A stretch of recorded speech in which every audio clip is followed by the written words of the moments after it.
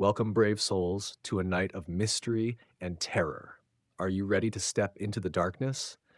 Hold your breath, because tonight's story will haunt you long after the lights go out.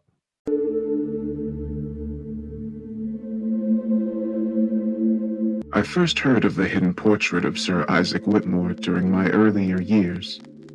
At the time, I was living at our ancestral family home in Dustwall Manor, located in the tender Welsh countryside.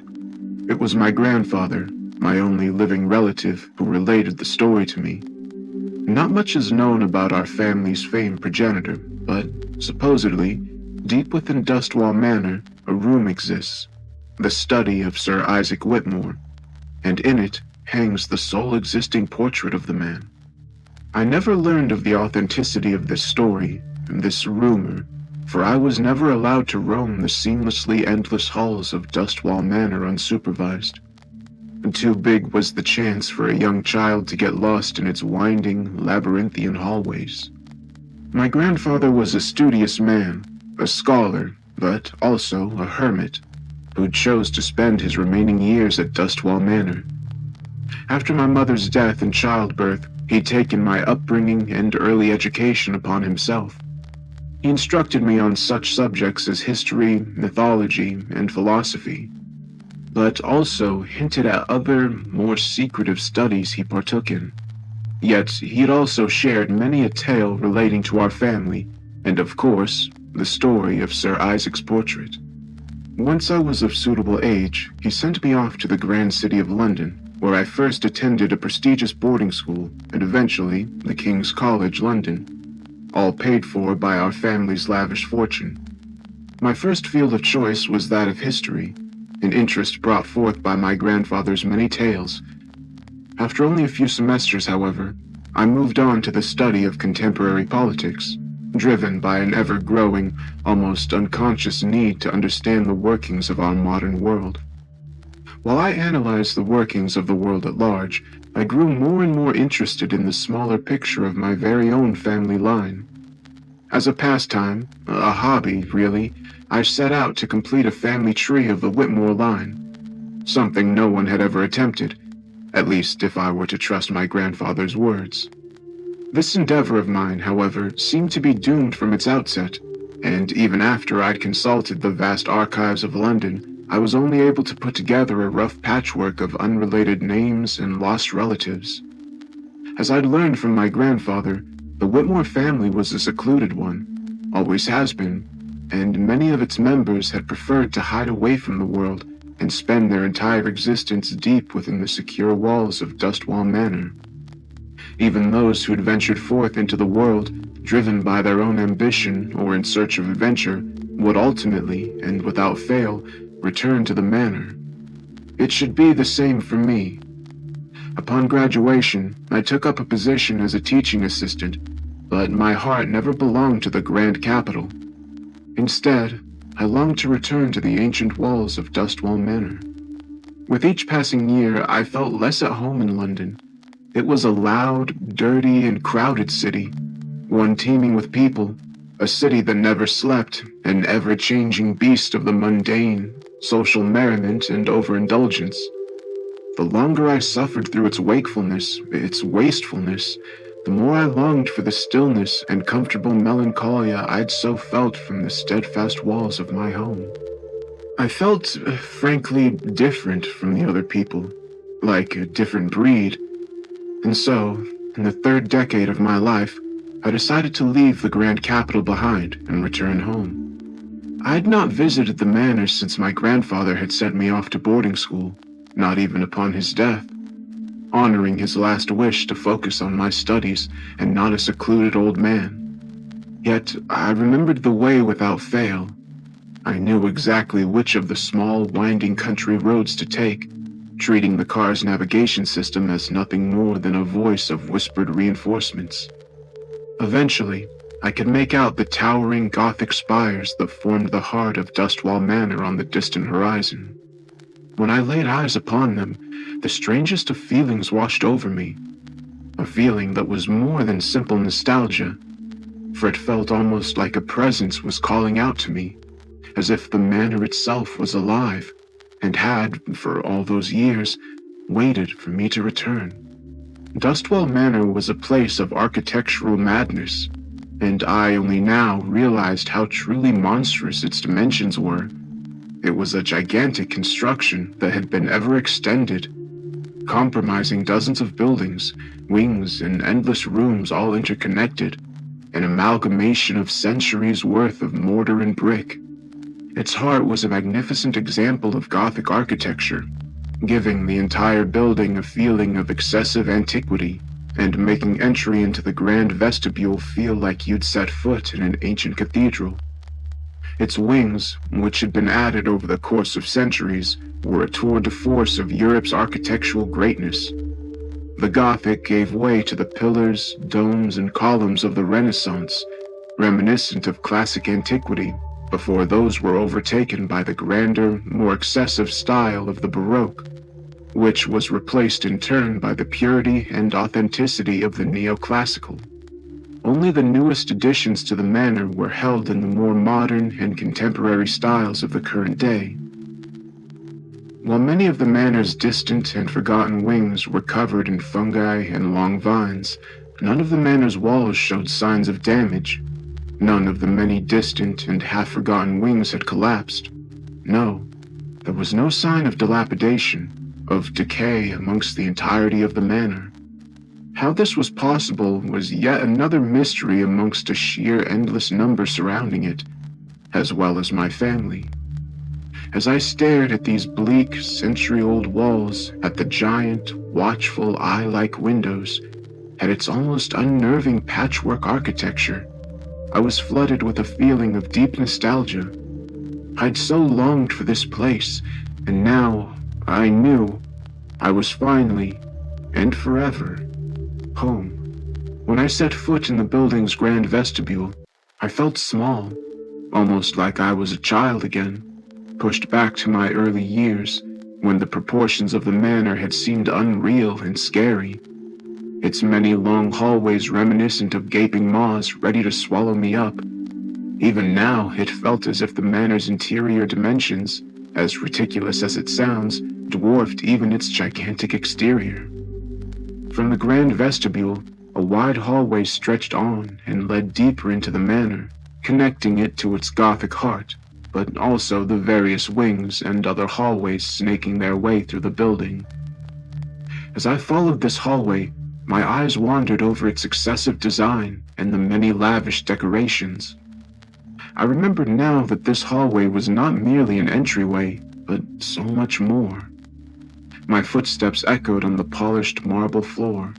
My hands glided gently over the many tapestries adorning the mighty walls. They depicted iconic scenes from the Bible, showcased creatures from mythology, and even famous historical events. Their composition and make as different as the manor's architecture. Some were centuries old, their fibers stiff and hardened, their colors faded, while others were in almost pristine condition. They all painted a histogram of colors, threads, and stitches of various kinds. The upper parts of the walls were adorned with costly hardwood paneling, coated with gold leaf and other similarly costly materials. And finally, above it all, loomed the hallway's high, intricately carved ceiling, forming a net of the most complicated art, full of hidden details, their meaning lost through the passage of time. Here and there, I found alcoves presenting trophies and artifacts brought back by those members of the Whitmore family line who'd ventured out into the world. Venetian masks were propped up next to knightly armor. Statues and figures created by Italian sculptors were accompanied by delicate German woodcuttings. Yet there were many other, more exotic items to behold. African stone carvings, tribal masks, clay tablets, Mesopotamian vases, and Asian weaponry. It was a showcasing, a testament to the lives lived in Dustwall Manor, of people's occupations and ambitions. This all added to the building's general atmosphere. Dustwall Manor was an old place, a musty and antique one, but most of all, a lonely one, for it seemed I was the only person who'd set foot into these ancient walls ever since my grandfather's passing. All these decorations, these trophies and artifacts, however, gave it a strange sort of vitality. I'd only ever set foot in this hallway a few select times, and always accompanied by my grandfather. Now, for the first time, I was able to truly experience it, to truly absorb it all, and was utterly overwhelmed. After what felt like hours, and after I'd satisfied my curiosity, my nostalgia drove me back to my grandfather's former living quarters in the manor's most eastern wings. It was one of the newest additions to the building, commissioned by no other than my grandfather himself at his return to the manor. My grandfather's lodgings were sparsely furnished and an expression of his hermit lifestyle. No tapestries hung against the walls, no carpets covered the cold marble floor. Instead, there was a stark functionality to it all. Every item had its function and was meticulously placed. It didn't matter if it was his reading chair next to the fireplace, the workbenches which hinted at the hidden art of alchemy, a special interest of his, or the books in his small but dedicated library. While I could have chosen any other part of the manor, rooms much more lavishly furnished, it was here I felt most at home.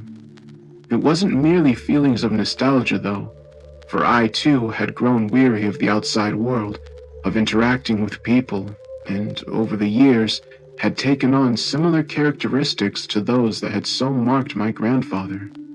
After I'd settled in, I decided to continue my work on the Whitmore family tree. During my years in London, when this newest interest was born, I'd never found much time to truly indulge in it. But out here in Dustwall Manor, it felt I'd all the time in the world. I planned to record not merely who made up our family line, but also add my ancestors' various travels, works, and achievements, and all the fields in which the Whitmore name had left its mark, however minuscule they might be. I spent days sifting through my grandfather's personal library. While I found many an old tome to marvel at, there was scarcely a mention of the Whitmore name in any of them. Only a handful of books written by members of the family were cramped between other, more important works, almost as if placed as an afterthought.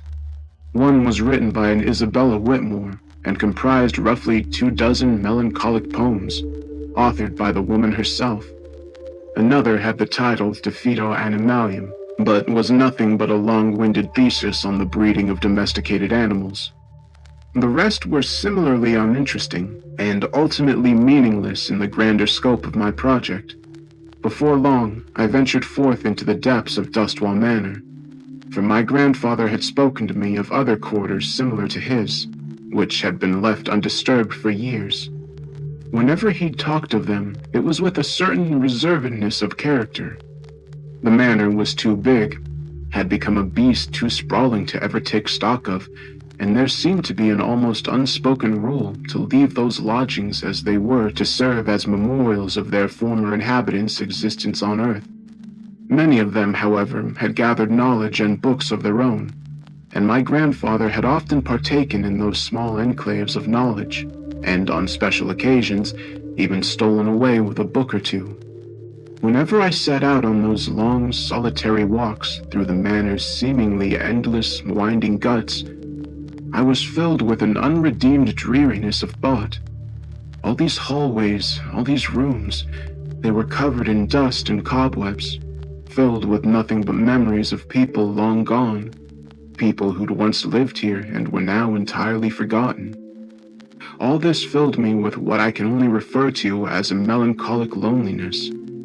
For these old gigantic walls that made up Dustwall Manor were filled with an oppressive stillness, an almost constricting emptiness, an emptiness you could almost feel. I couldn't help but wonder if my grandfather and those before him had felt the same thing as they wandered the manor. From the books I found and consulted during these walks, I slowly learned more about Sir Isaac Whitmore. The man was born in the middle of the 15th century, supposedly in the county of Herefordshire.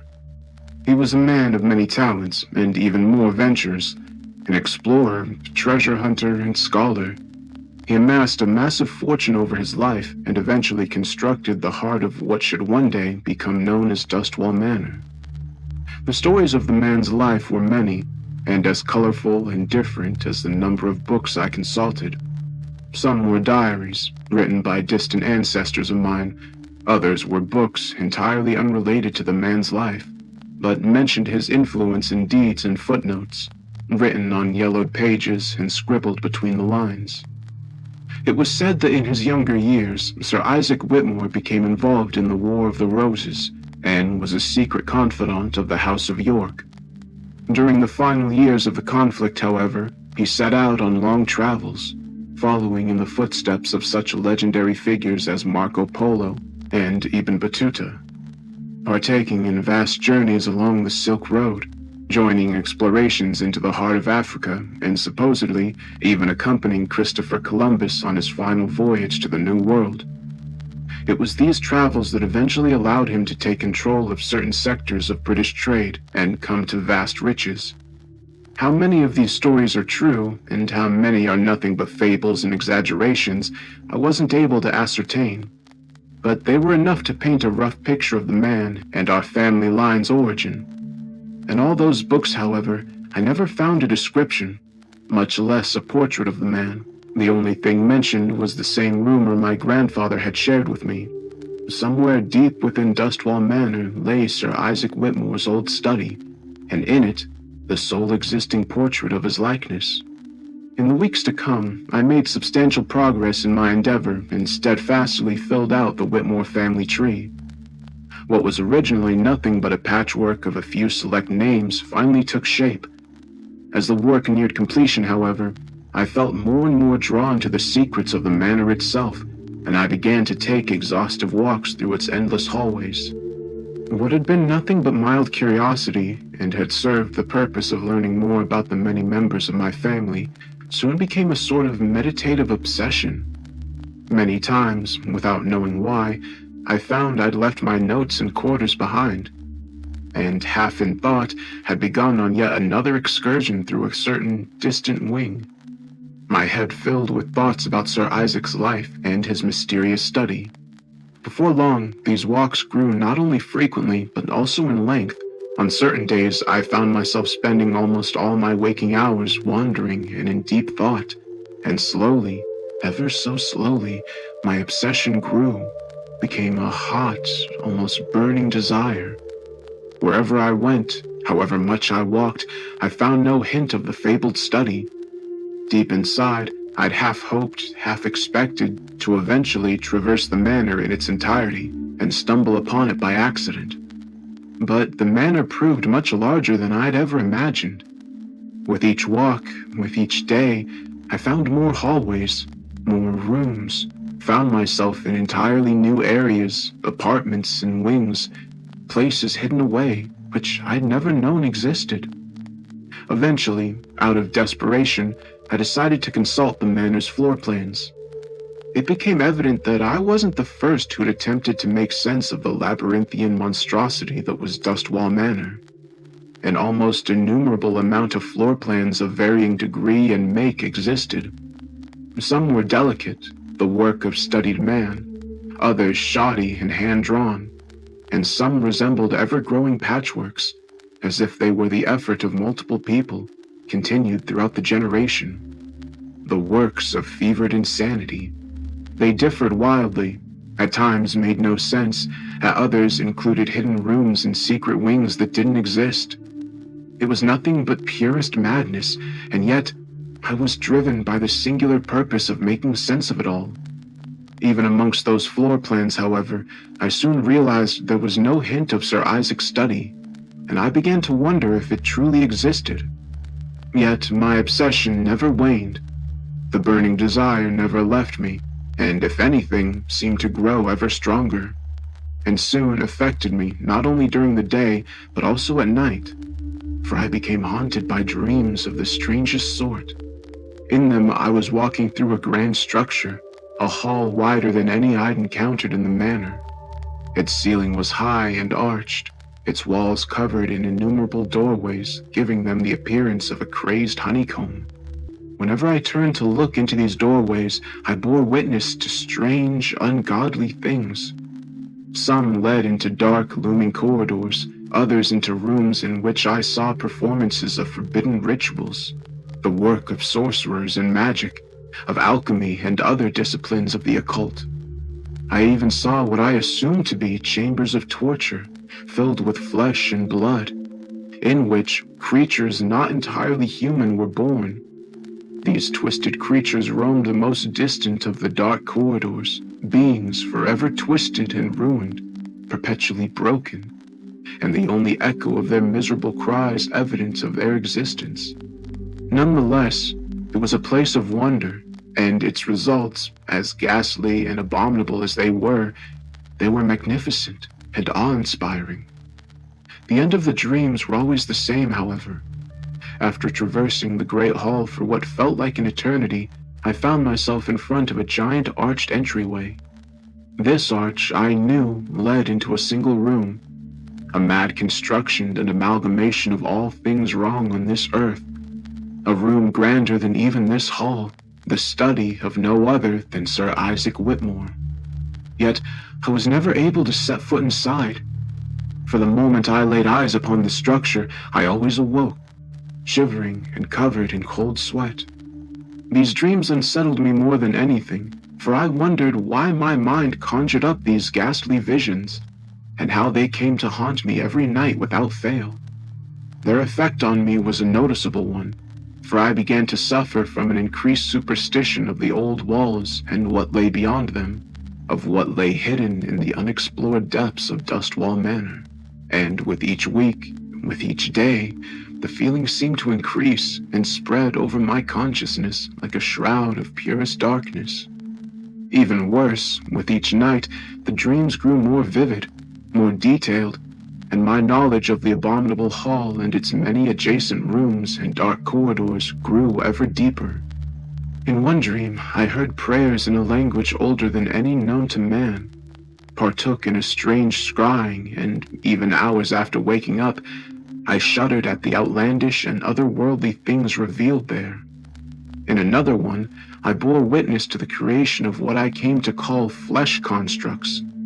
They were meticulously formed from the meat of different animals, combined and brought to life by arcane incantations, or created from human beings. Their bodies first torn apart, then fused together in ways too different from what they once were. I even caught glimpses of the secret art of alchemy used to turn metal into gold, of the growing of mandragoras, and concoctions so weird their effects defied my understanding. Sometimes when I awoke from those dreams, I felt something that differed from the usual terror, for it was replaced by the strangest feeling of familiarity, as if I walked those halls before, during my waking hours.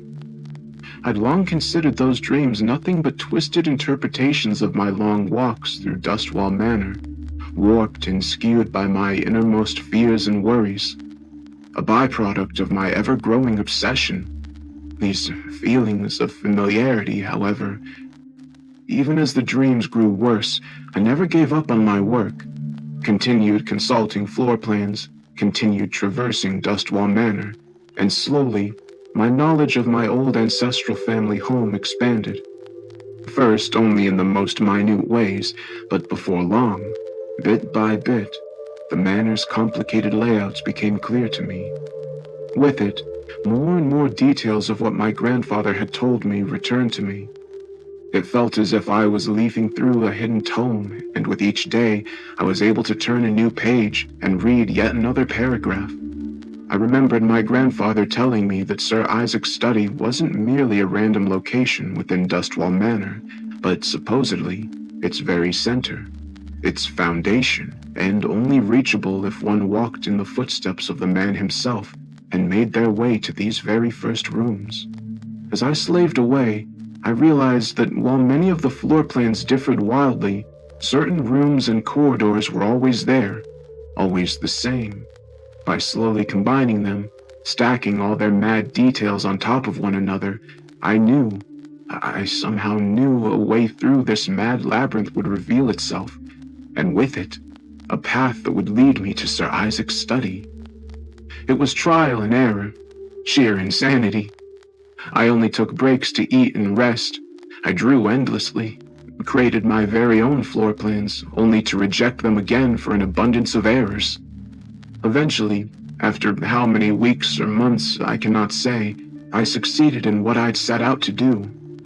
What I started as a shoddy, hand-drawn creation of my very own, covered in notes and ramblings and filling almost the entirety of the floors of my meager quarters.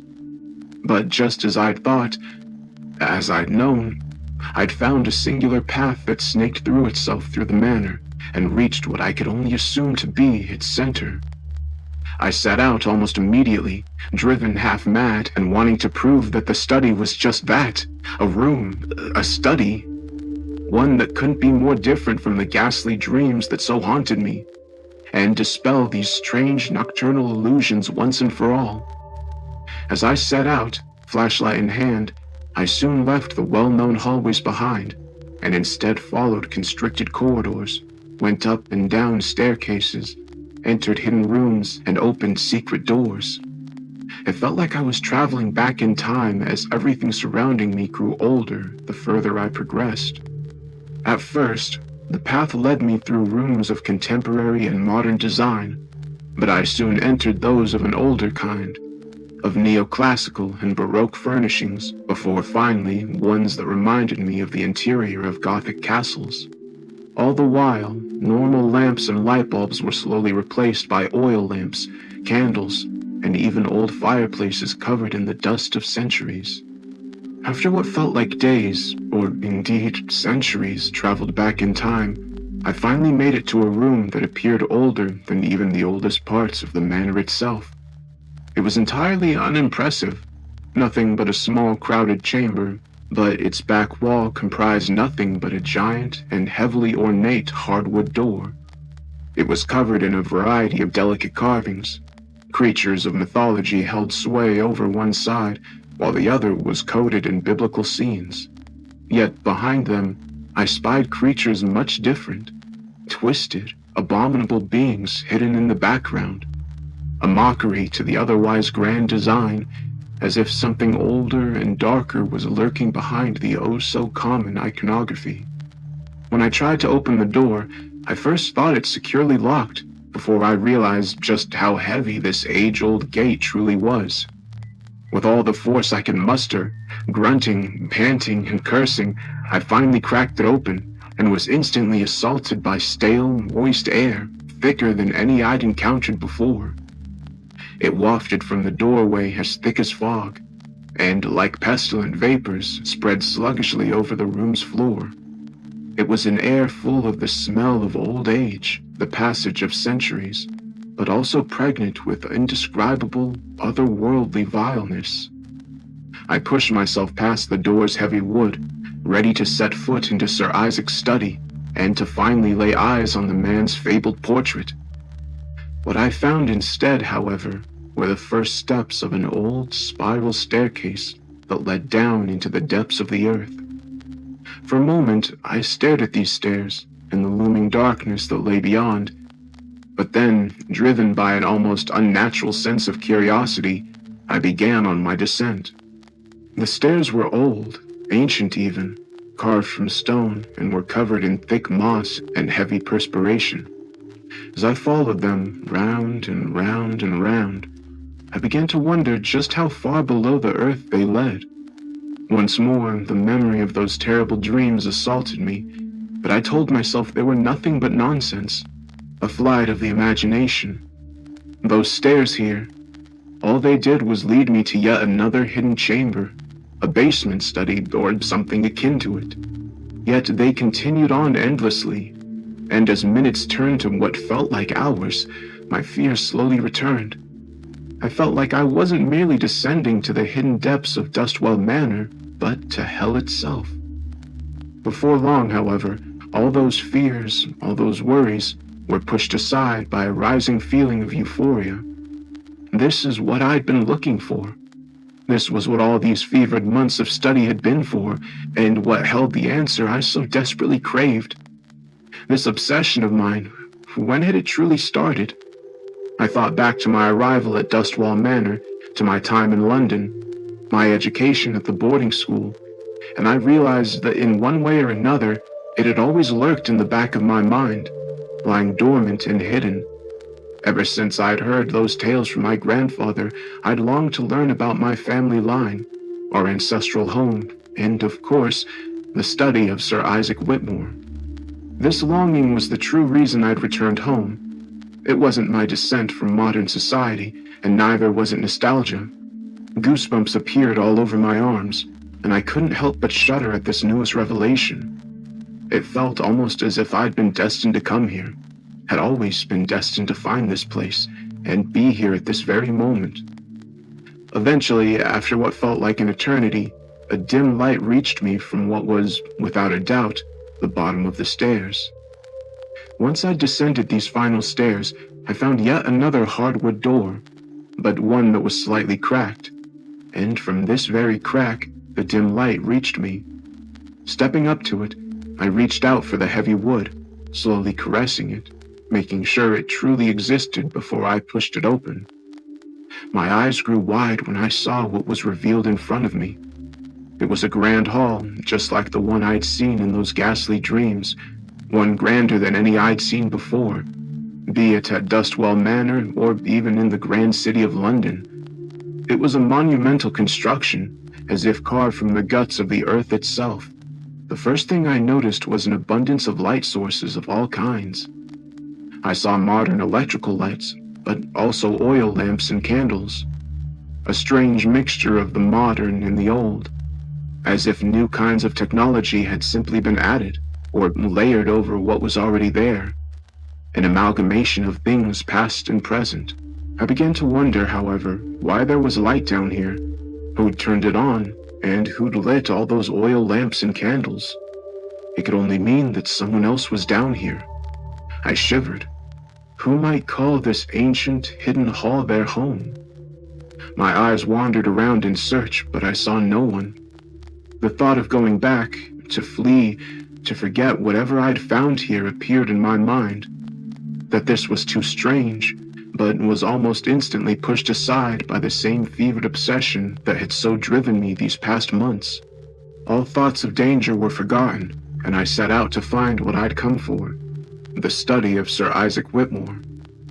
With each step, the same feeling of familiarity, of recognition came over me, one that only grew in intensity.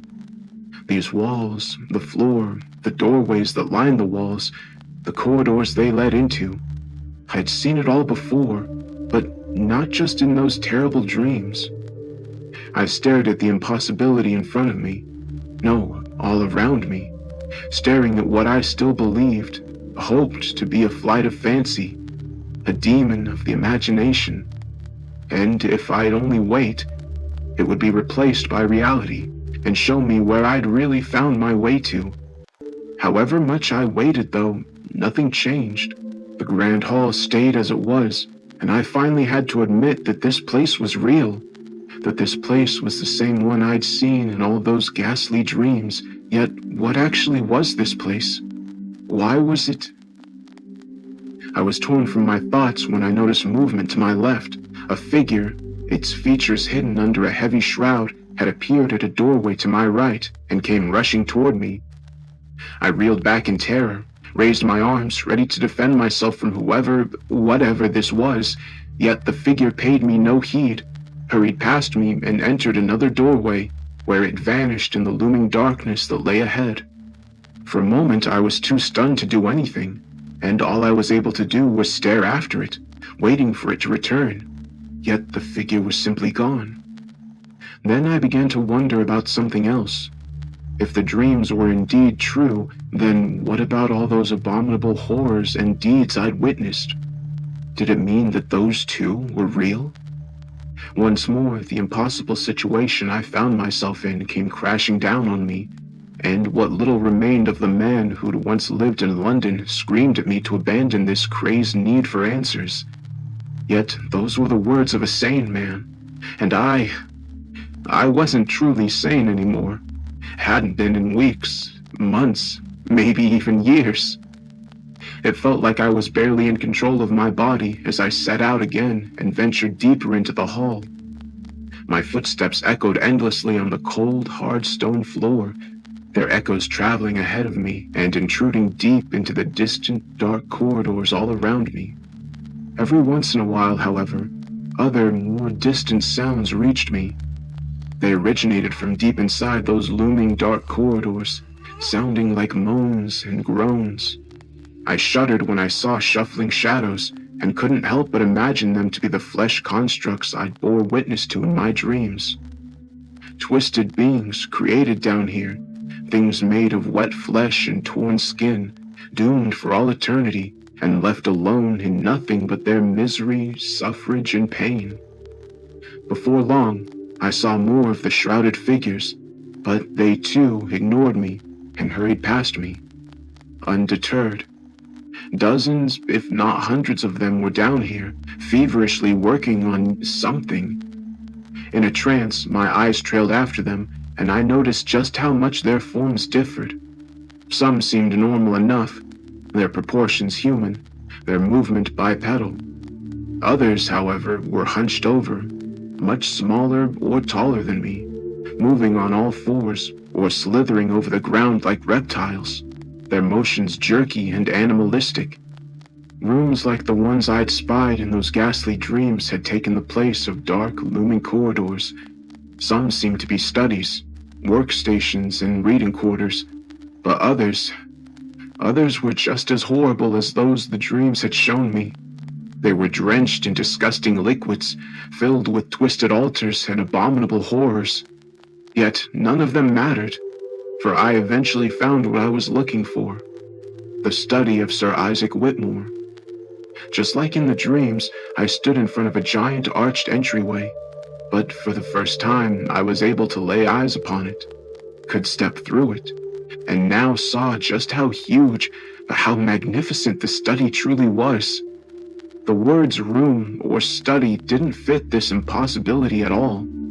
It was a work of architectural insanity, a design so grand it made my head hurt.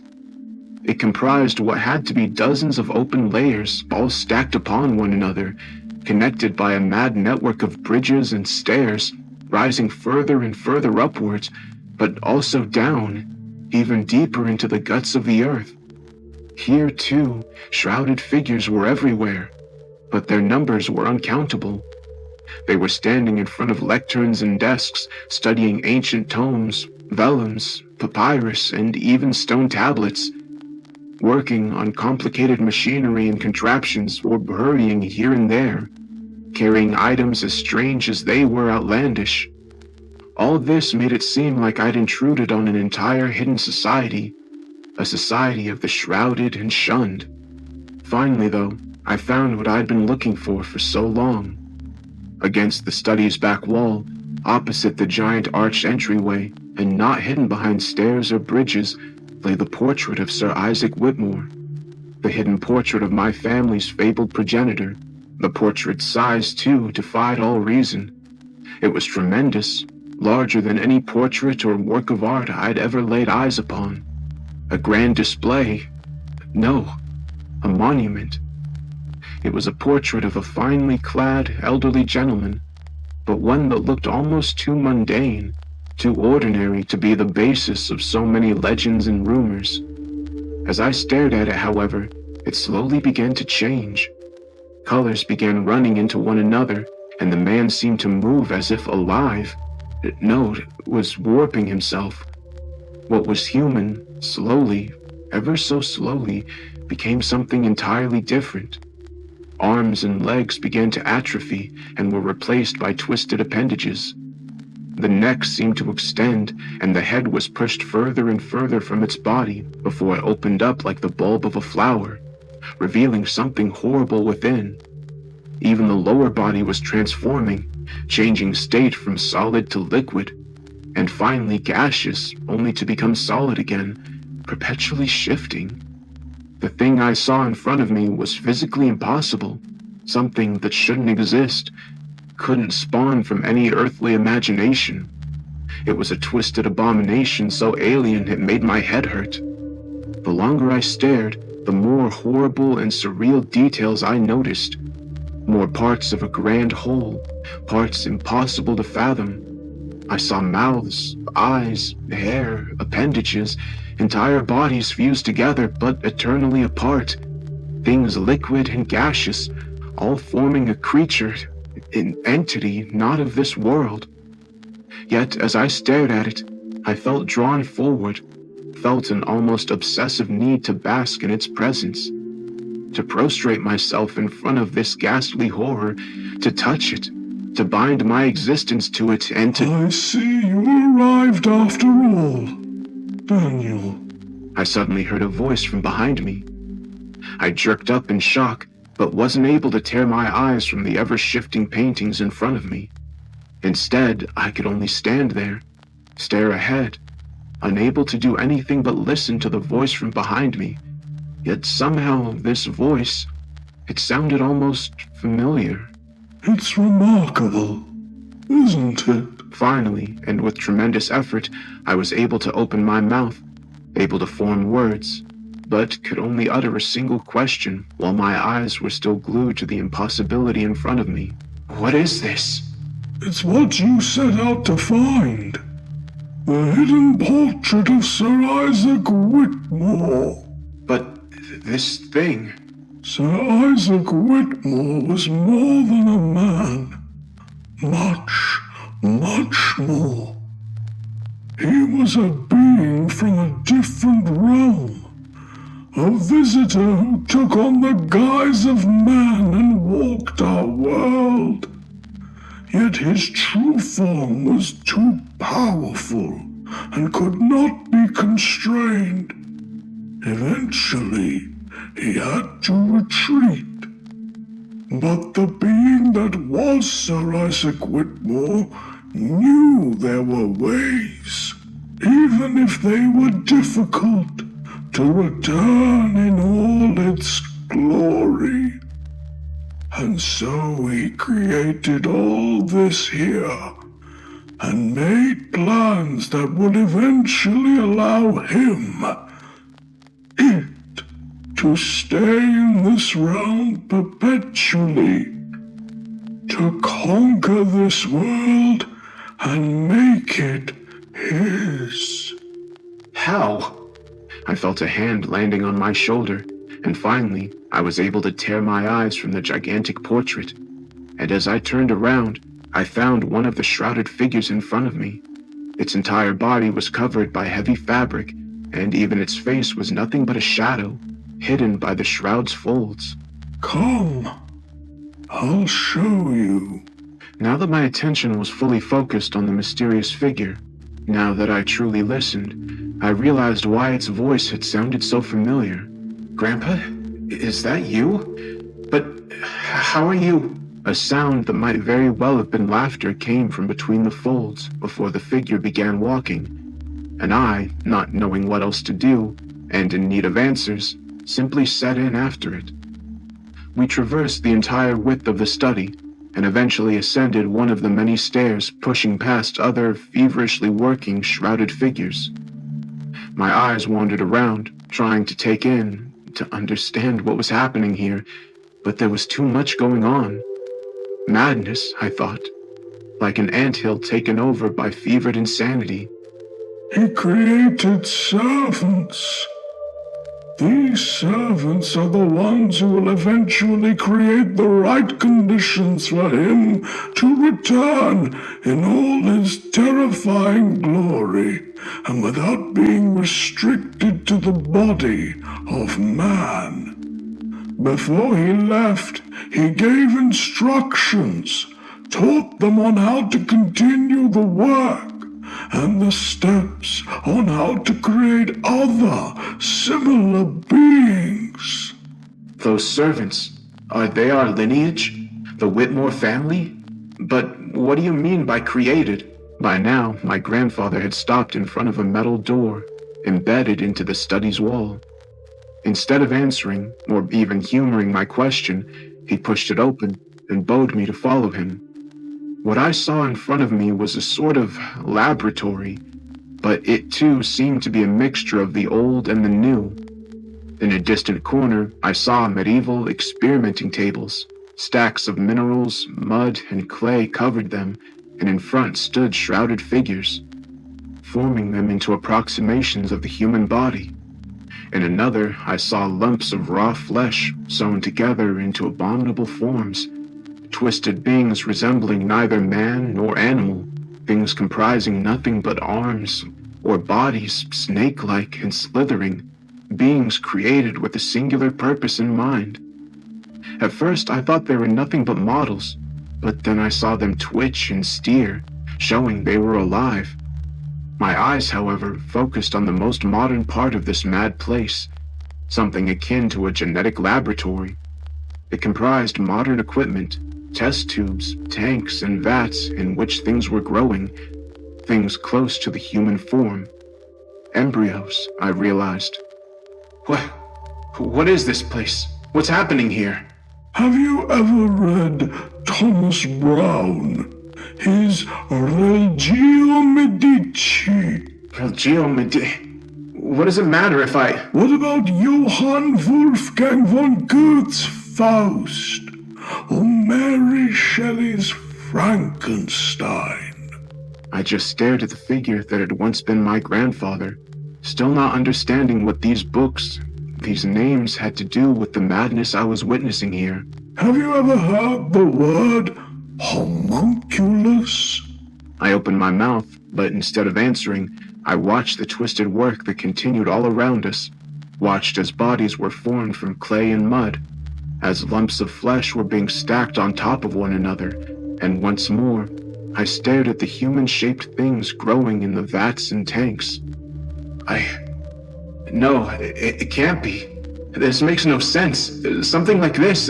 I stammered, overwhelmed by the revelation that had just hit me. As I explained before, he created servants, beings not entirely human. Approximations, fakes, homunculi, if you will. But in time, the process was being improved, perfected even, and what was once crude amalgamations of flesh eventually became... But why are you showing me all this? Why'd you bring me to this godforsaken place? As if to answer, his hand fell on my shoulder, and for a moment, he gave me a caressing squeeze. It was all that was necessary to answer my question, to confirm the terrible truth of our lineage. We were created for a single purpose, Daniel. No. How can any of this... How can... I grew up at Dustwall Manor. You told me about my mother. What happened to her and... You were created in this very room, Daniel. Just like I was before you. And all those others you see here. Let me ask you, doesn't this place feel familiar? Haven't you seen it before? It's because of the dreams. I saw it in my dreams. They haunted me for weeks, for months, so... What exactly are dreams, Daniel? Aren't they nothing but our brains sorting through our memories and interpreting them? Didn't you feel the familiarity of the place the moment you stepped inside? I couldn't go on. He was right. The familiarity I'd felt from those dreams, it was because I'd felt like I was retracing my very own steps. But then, why send me to London? Why urge me on the way you did? Why did you tell me never to return to Dustwall Manor? A sigh of the deepest regret sounded from my grandfather's ancient throat before he spoke again. Because I cared for you. I didn't want you to return. Didn't want you to become part of all this. I wanted you to be free. To get away, but... But what? I failed. You're here now. But I guess it was always meant to happen this way. All I tried all I did. It was all predestined. Predestined in this very room before you, before I were even formed. Your life, just like mine and that of any other member of the Whitmore family, was lined out long before. No, that's not true. Sure, you took care of me, and sure, you chose that boarding school for me, but after that, I decided things on my own. My field of study, And why did you choose those specific fields? Why history? Why contemporary politics? Why did you decide to bother trying to understand the workings of the modern world? Once more, I couldn't go on. I began to think, to really think. Hadn't all of this happened because of my upbringing? Because of my obsession with all the stories I'd heard about my family? Hadn't it been my wish to understand how my family came to be, and thus been driven to also make sense of the world? And yet, why? Why exactly? The more I thought about it, the more I felt like I'd been pushed, goaded in this direction by an invisible power, as if it had been whispered to me by something else. And all I'd ever done had been chosen for me. But then, why? Why'd I even be allowed to go out into the world? Why bother with this entire charade? If this is our work, if this is what we're destined to do, why allow anyone to travel, to explore, and... The world is ever changing, Daniel. It's always turning, and there's always new knowledge to be added to our vast archives. Whenever we succeed and are able to create a perfect specimen, those creatures become the members of the Whitmore family and are sent out into the world to gather the knowledge we need before they eventually return to join the rest of us on our eternal mission. Eternal mission? Suddenly, I remembered who I was even talking to. My grandfather. How was he even alive? How are you even here, Grandpa? I mean, those letters, the death certificate. How can you possibly be? I didn't die, Daniel. It was merely the end of my tutelage and my role as your guardian. None of us ever truly die. What does that even mean? I got a hold of him, and in my frustration, my confusion, I began to shake him. And suddenly, the shroud covering his face was thrown aside. The face I saw was one that shouldn't be alive. It was nothing but taut skin stretched over brittle bone. Where his eyes should have been, eyes that were once a piercing blue, were now only two deep, gorging holes. His nose was nothing but a twisted mess of darkened cartilage. What remained of his lips was curled back, revealing part of the jaw and a few lonely, blackened teeth.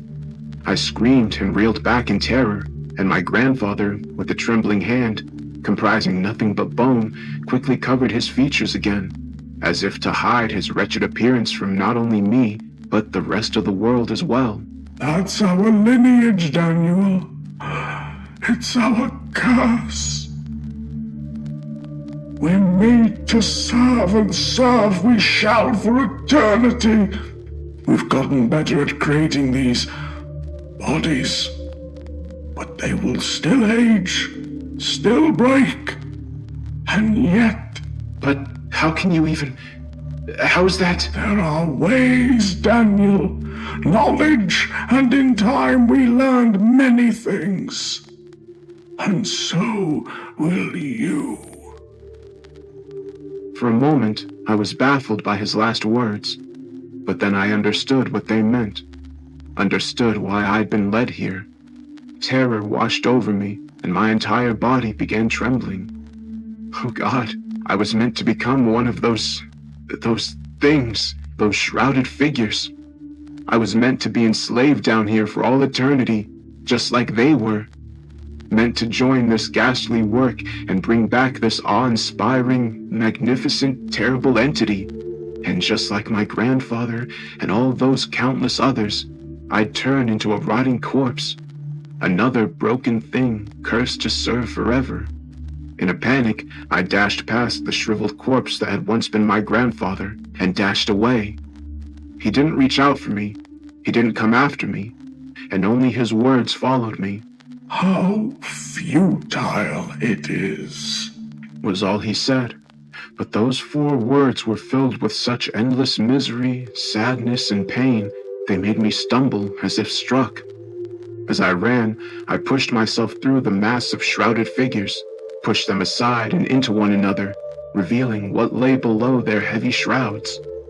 Many of them were as feeble as Grandpa, comprising nothing but skin and bone, nothing but walking corpses. Others were twisted heaps of flesh that made me reel back in disgust, amalgamations just like those I'd seen being created in that laboratory. Some were even stranger, however, nothing but clay and stone. Golems, I realized. I even saw mixtures of the organic and inorganic, constructs of living tissue and various minerals. There were even some my hands passed right through, found nothing to hold on to, gaseous entities comprising nothing but glowing orbs, as if only their souls remained, yet still bound, still conscripted. It was the horror of existence in all its magnificent glory, driven to its sheer impossible limits and then beyond. I eventually reached the stairs and continued my dash upwards. On and on I went. When my legs failed, I continued to crawl, clawing at the stairs ahead of me. Further and further I dragged myself, pulling myself onward over moist, moss-covered steps before, after what felt like an eternity, I escaped from the staircase. I expected someone or something to come after me, to drag me back down, but I was strangely left to my own devices. Upon returning to my quarters, I set out to end it all, to burn it all to the ground. Dustwall Manor, the legacy of what I'd thought to be the Whitmore family line, and to close off that abominable staircase and what lay below forever. And yet, I couldn't do it. Countless times. I lit the match countless times. Countless times I held the blazing embers in my hand but did nothing. The few times I managed to set fire to a tapestry or a tome in my grandfather's library, I doused them as quickly as they were born. Something's reaching out to me, into my mind, telling me, compelling me, commanding me to stop all this nonsensical struggle and to follow my birthright. I told myself I wouldn't. I screamed at myself to run, to flee from Dustwall Manor, but whenever I tried, I found myself lost in the labyrinthian mess of hallways. Every day, every night, every single minute, it becomes harder to resist the voices that tell me to return, to serve, and to become part of its eternal mission. I know. I can't last. I won't last. That's why I was left, why I wasn't bothered upon my return from that terrible place. All I can do is share these mad, incoherent ramblings, this warning that most will discard as the words of a madman. I don't know what this thing is. I don't know how or when, but I know. One day, the terrible entity that was once known as Sir Isaac Whitmore will return. And when it does, all will be lost. Don't miss out on amazing content. Hit that subscribe button and turn on the notification bell to stay updated with our latest videos. Join our community today.